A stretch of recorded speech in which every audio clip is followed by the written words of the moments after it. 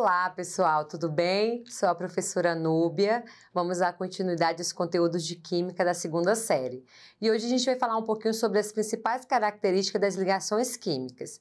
E para a gente iniciar a nossa aula de hoje, vamos ver quais são os objetivos? Então, primeiro objetivo, a gente vai entender a teoria do octeto e compreender as principais características das ligações químicas. Vamos diferenciar as ligações químicas a partir da teoria do octeto e vamos aplicar os conceitos nas atividades, ok?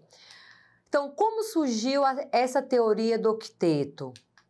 Então, observaram que na natureza apenas os gases nobres eram encontrados isolados na natureza. Então, o que eles observaram a partir daí? Eles pegaram os elementos químicos, que são classificados como os gases nobres, e observaram o seguinte, que com exceção do hélio, todos os demais, o neônio, o argônio, o criptônio, o xenônio e o radônio, eles apresentavam 8 elétrons na camada de valência. Então, eles observaram isso. E o gás hélio só apresenta 2. Por que esse elemento químico só apresenta 2 elétrons na camada de valência? Porque esse elemento químico só tem a camada K. E aí, lembrando, na camada K, a quantidade máxima de elétrons são 2. Então, a partir daí, eles vieram com a teoria do octeto. Então, foi dessa forma que ela surgiu. Então, o que ela diz?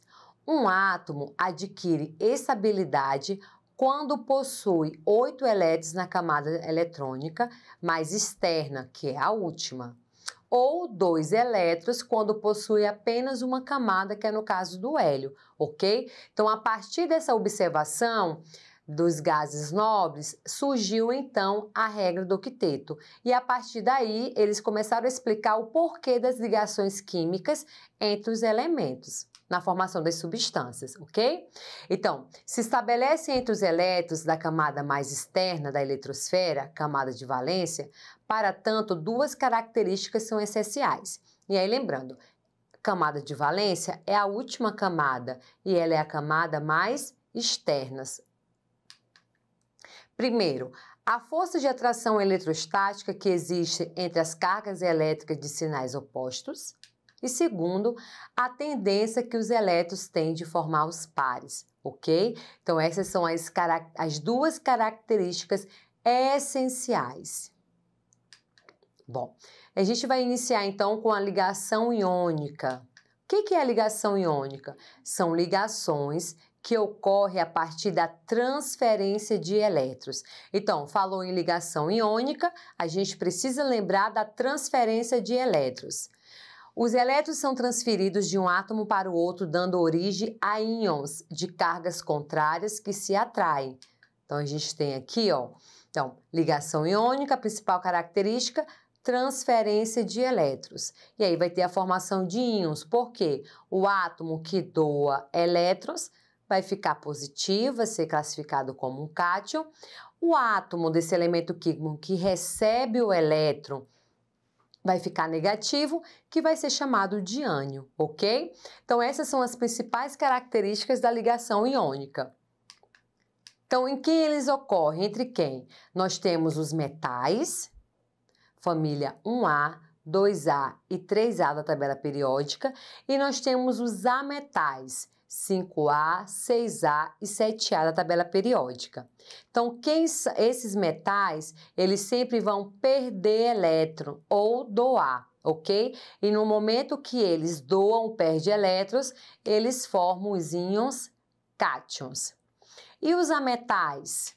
Eles sempre vão ganhar elétrons, e no momento que eles ganham elétrons, eles se transformam em íons ânions. Como eles possuem carga elétrica diferente, então eles têm a atração eletrostática. Professora, e o átomo 4A, né? A família 4A, aliás.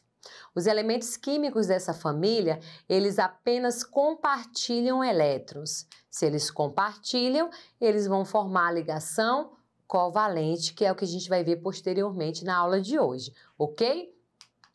Então, os átomos se unem a partir da transferência de elétrons.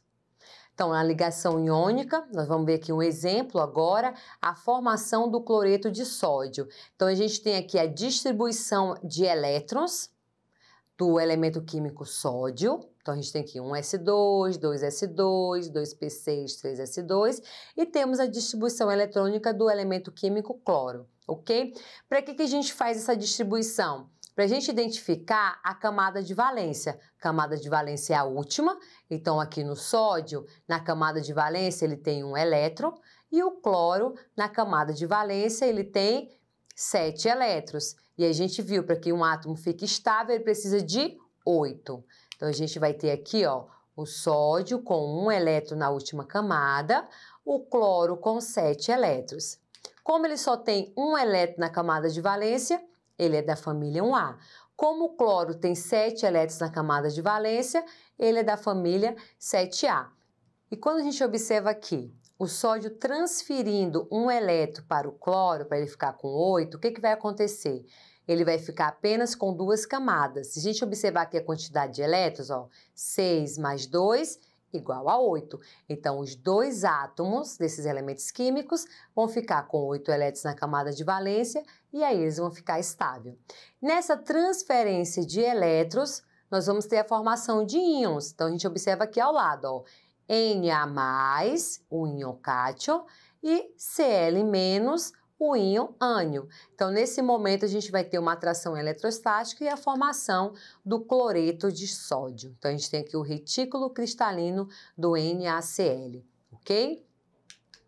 Os átomos se unem a partir da transferência de elétrons. Por quê, professora?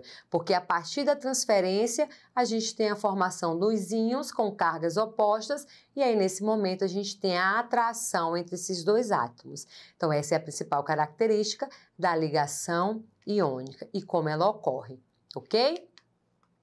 Agora, a gente vai determinar as fórmulas dos compostos iônicos. Então, aqui a gente tem a formação dos 2 íons, o cátion positivo e o ânion negativo. Sempre a gente vai ter esses 2 tipos de íons quando a gente tiver uma ligação química iônica. E a gente vai fazer a inversão. A gente vai ficar aqui, ó, a gente vai pegar a carga que indica a quantidade de elétrons que foi doado e a carga da quantidade de elétrons que foi recebido, a gente vai inverter. Então, esse 3 do Al vai para o oxigênio e esse 2 vai para o alumínio. De que forma? Na forma de índice.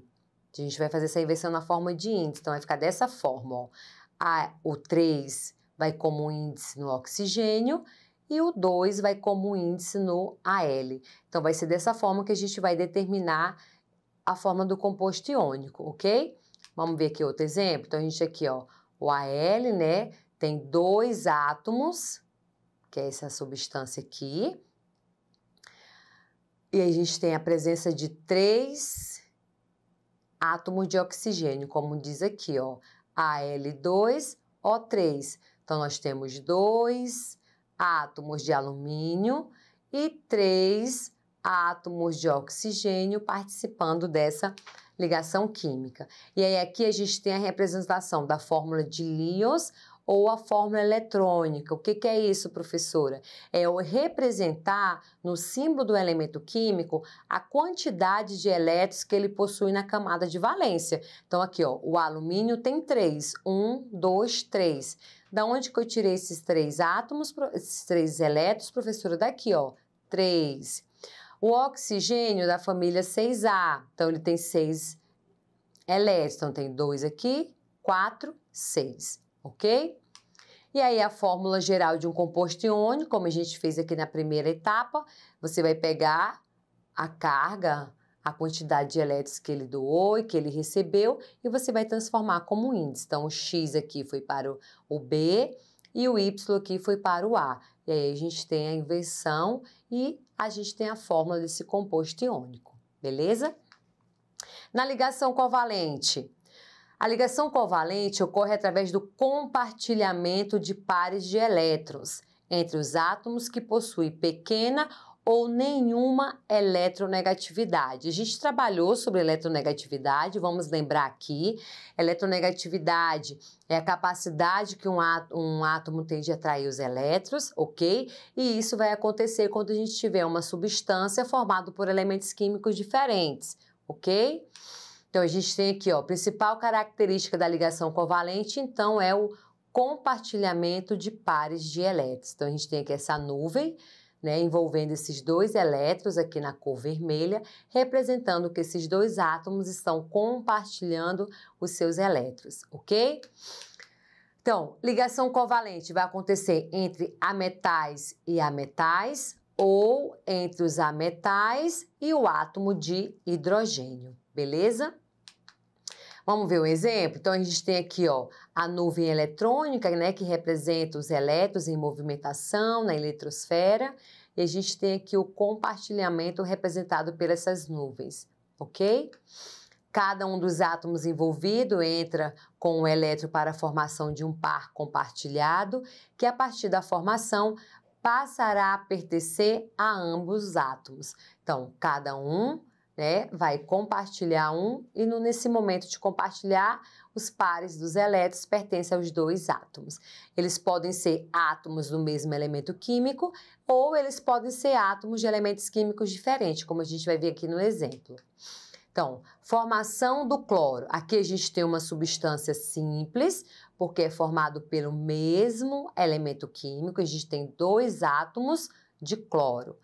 Aqui a gente tem a distribuição eletrônica para a gente identificar que na camada de valência, cada átomo de cloro tem 7 elétrons, que é o que a gente vai representar aqui, ó. Cada átomo de cloro tem 7 elétrons na camada de valência, fórmula de Lyons. E aí cada um vai compartilhar um elétron, formando um par eletrônico, para que tenha a formação dessa substância. E aí a gente vai ter uma substância molecular. Aqui é a fórmula molecular, onde representa a quantidade de átomos presente nessa substância. E aqui a gente tem a fórmula estrutural, beleza? Aqui a gente tem a ligação covalente entre dois átomos de elementos químicos diferentes. E da mesma forma, a gente tem aqui, ó, cada átomo do elemento químico compartilha um elétron, formando esse par eletrônico, e aí a gente tem a formação da substância molecular, ok? E por último, a gente tem a ligação química iônica, que aí a gente vai trabalhar o modelo do mar de elétrons. Os cátions permanecem em um arranjo regular e estão cercados por um mar de elétrons. Como a gente vai ver aqui, ó, os elétrons livres entre os cátions. Essa ligação metálica, ela ocorre entre os metais, e a gente viu que os metais sempre vão doar elétrons, e é por isso que acontece essa distribuição aqui de elétrons entre os átomos, ok? E aí, quando acontece isso aqui, momentaneamente, um átomo vai ficar com a carga positiva e o outro negativo, e aí a gente tem a atração entre esses átomos e a gente tem a formação dos compostos metálicos, ok? Principal característica dessas substâncias: grande movimentação eletrônica, boa condutividade térmica e elétrica e alta maleabilidade e ductibilidade. Então, essas são as principais características das substâncias que são caracterizadas como metálicas, ok? Bom, pessoal, então na aula de hoje a gente viu as 3 principais ligações químicas e as suas características. Não deixe de acessar a plataforma Eduque para rever essas e outras aulas. Bons estudos e até a próxima!